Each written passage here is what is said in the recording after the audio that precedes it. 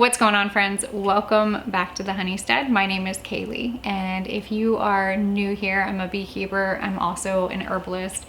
I have a homestead here in Virginia where I'm also a homemaker and I do the things.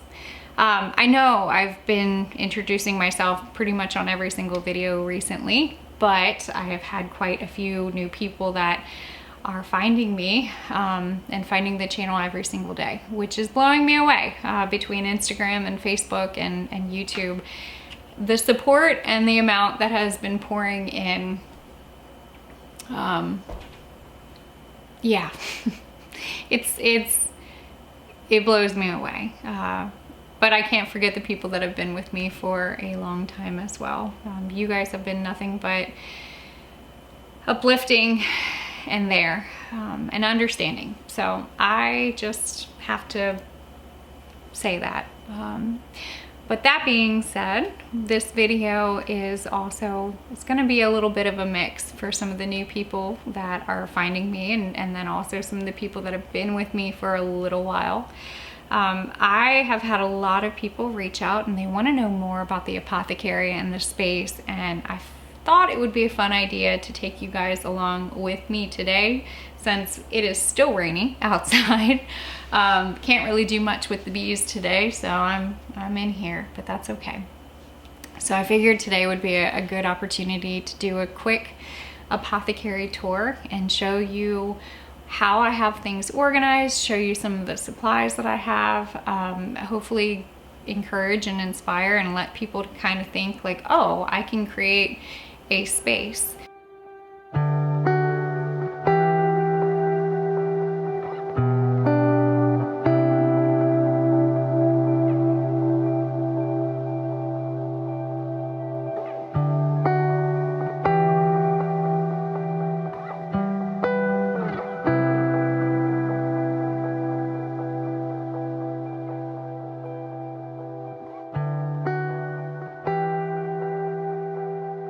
Before I kind of go into detail about, sharing the tour of this apothecary, I do think it's important to kind of, let's go backwards a little bit.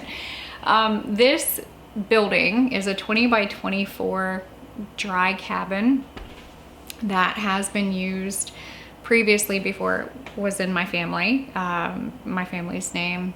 It was used as a hunting cabin from a gentleman that would just come here every so often and hunt, or just come and just be. Now, the whole time that my husband and I purchased our land, which is right beside, we helped maintain his trails. We helped maintain the grass so that he could just come and enjoy as he pleased. He extended the offer, that he was ready to sell to our family, and my parents ended up getting it.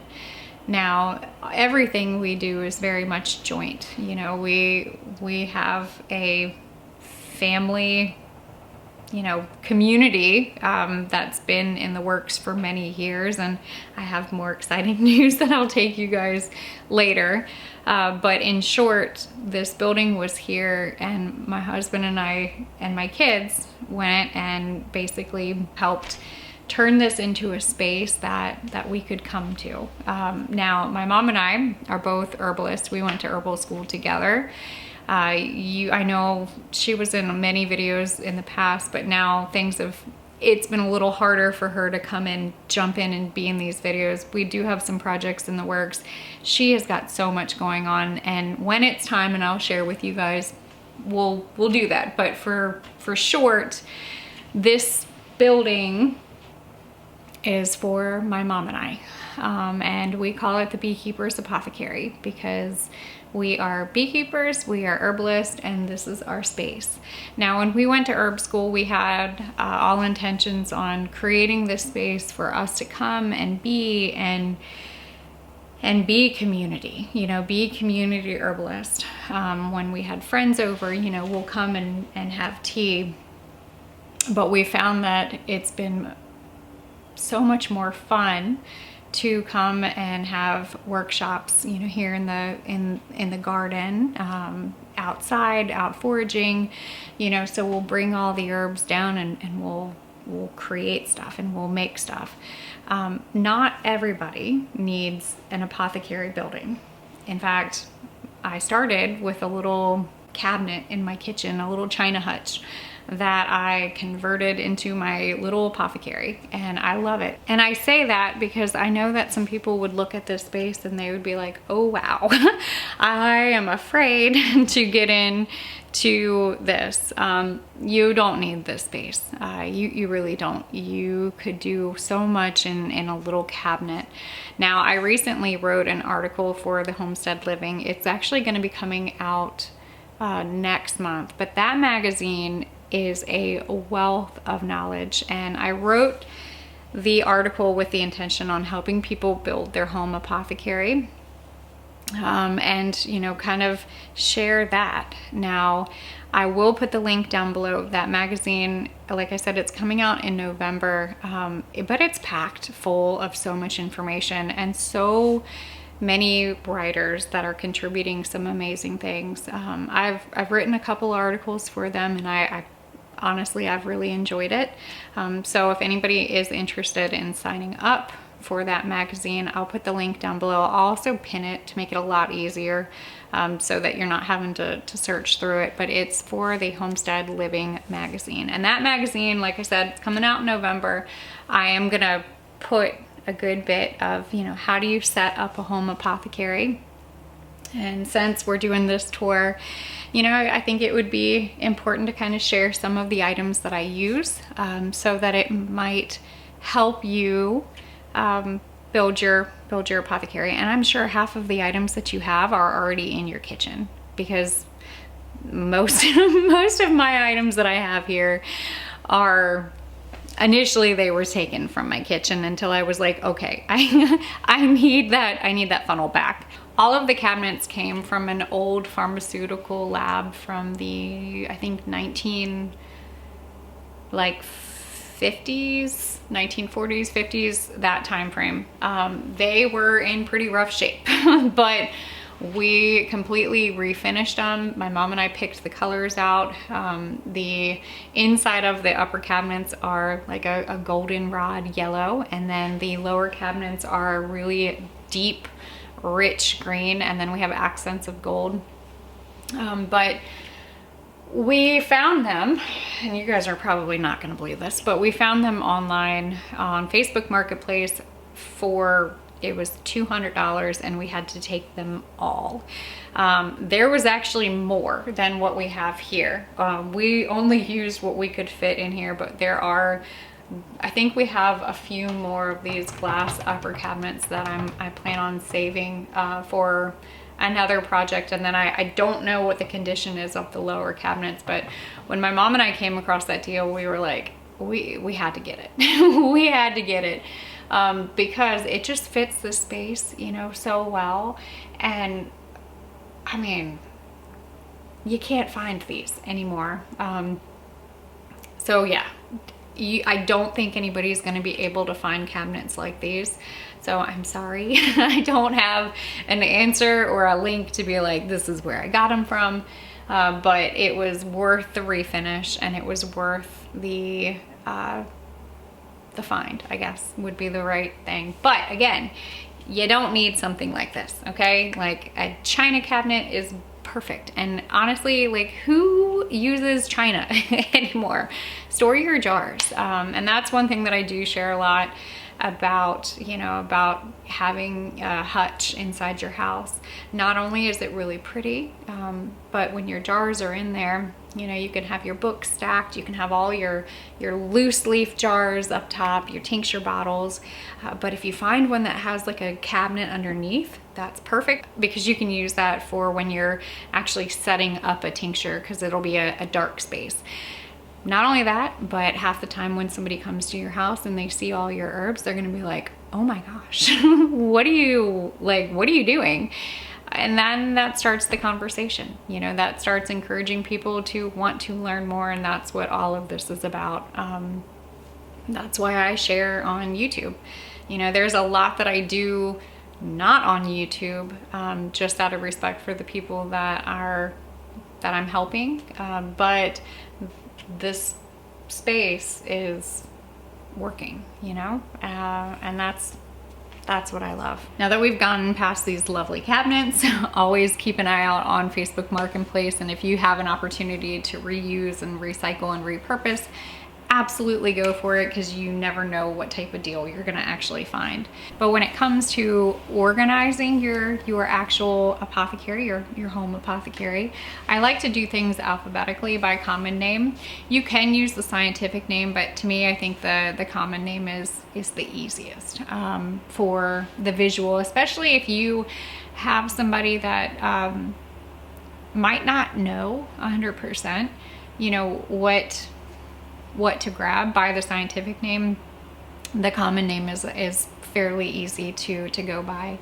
Now, when I helped create this space, I had it with the intention that my daughter, or, you know, somebody could just come in here and easily go to the herbs. So I think making it easier is better. Because you just never know. Like if I'm not feeling good and I need a tea blend, I could just say, hey, ask my husband, do you mind blending this up for me? Or can you brew this for me? So make it simple for yourself, and then have it to where anybody that can come in, you know, could use it. That was the other goal to this space, is to make it like that. Because, you know, I'm not going to be here forever. So might as well create a space and let somebody else enjoy it too. That being said, the herbs are all alphabetically, whether they're in tincture form or if they're in a loose leaf form, even powdered form. Every once in a while I'll come in and do my inventory. I try to do it every 6 months or so. Check expiration dates. I do keep a log of everything that I have on an Excel sheet with the expiration date, because if it's getting close to it, I will, you know, either discard it or set it up as a tincture and then extend the shelf life, which that is a whole nother topic. But keeping a good log is really important, especially if you are using multiple herbs. All of our amber colored bottles that contain tinctures, whether it's alcohol or apple cider vinegar, they are all labeled with an embossed label. I think it looks a little bit prettier too, to have all of the labels like this, and then on the back is where you keep a lot of the information. But this is all organized alphabetically, and it's not directly in the sunlight. I do have a lot of people that ask all the time, like, well, how do you keep the sunlight from, you know, breaking down the plant matter? This room actually stays really dark. That is one thing. So all of the loose leaf herbs and powders, you know, 90% of the time the lights are off, the curtains are closed, this is dark. I only really open it up and turn the lights on when I'm up here and I'm working, but the light bulbs are not necessarily going to affect this. It's mainly the sunlight.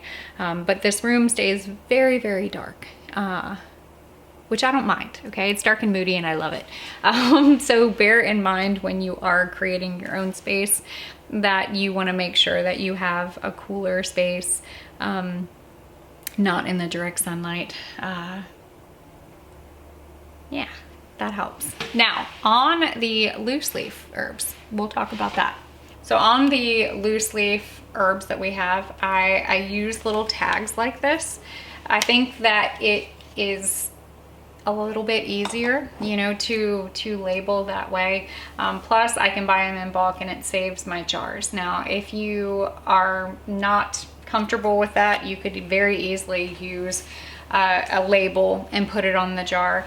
I'm not a big fan of that, only because if I have to clean them or if I go through an herb and I'm like, you know what, I'm not a big fan of that, I'm stuck having to scrub that label off. So the tags work for me. On the front of the label, I will have the name and the scientific name, so common name and scientific name. I will also put on the back whether it was, where it was sourced. If I had purchased it, I'll put the source information. I also do all of that on like my Excel sheet on my log. This was wildcrafted, so we had harvested this. I know that this was freeze dried, which I do freeze dry a lot of my herbs because they just maintain the freshness that I can't even describe the freshness of freeze dried versus non-freeze dried. So in all of the cabinet space, they're all designated with special things. These are my stainless steel bowls. I also have a variety of sieves. Then I have my measuring. So these are my little beakers. I have a good bit of a variety, but it's really nice to have, multiple different sizes.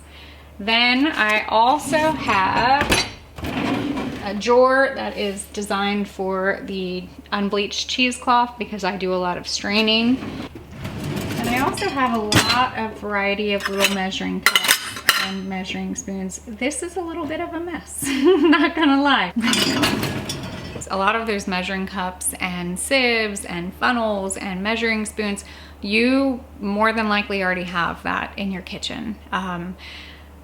So use it. Don't feel like you've got to go out and buy a whole bunch of stuff. In the beginning, I mean, I mainly started with my kitchen measuring cups, my stainless steel bowl, a spoon. Now, I think one of the biggest investments that we made outside of helping, you know, create this space probably had to be the jars and the bottles. You can spend a lot of money on jars and bottles, but you don't always need to. In the beginning, I got a lot of used jars. I still have a bunch of used jars. I keep them specifically for like workshops. When somebody needs a jar, I'm like, here, I've got it. I never throw away a good jar. Even if it's a spaghetti jar, like, we're keeping it. But the bottles, the amber colored bottles can get a little bit pricey, but you might not need that many. So one of the things that my mom and I did, we went to Aldi's in the beginning and we found the kombucha bottles. They're amber colored bottles. They have the little anchor on it. I forgot the brand of it. But, you know, when they were on sale, we would buy them, we would drink them. And then I would wash that bottle out and I would use it for tinctures. Honestly, like, that was really smart because if not, you're just tossing it. So, you know, keeping some of those used bottles, washing them, taking the label off of them.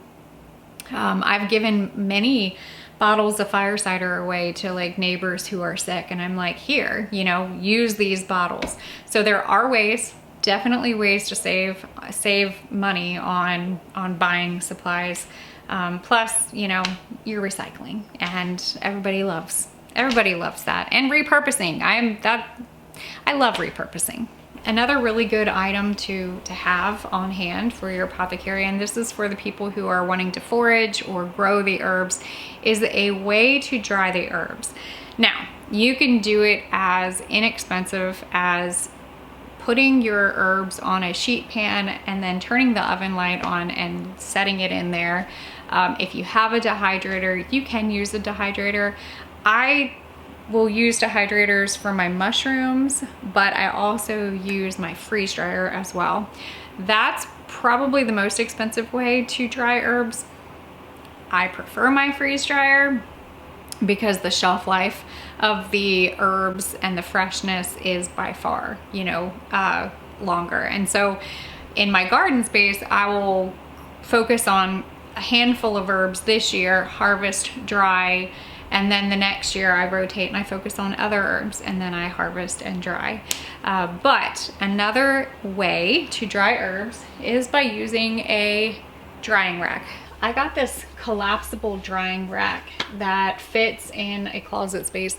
This is the closet space of the apothecary. It's out of direct sunlight, but it's been amazing because you can easily hang it up, throw your herbs there, and then dry them, and then take them and collapse them and put it away. But another thing that you can use is just a regular screen. there are multiple different ways to dry herbs. You know, you could use a freeze dryer, you can use your oven, you can use a drying rack, you can use the brown paper bag. This is definitely one of my preferred ways to dry herbs. However, it's not the way. You know, I do have a drying rack. I have used my dehydrator. I actually have my dehydrator loaded up right now with shiitake mushrooms that I harvest from the logs. But outside of those, this is probably my favorite way, mainly because of the freshness of the herbs afterwards. And I have a lot of videos out if you're interested in learning more about freeze drying. But I always tell everybody to not wait until they have the perfect setup and to use what they have.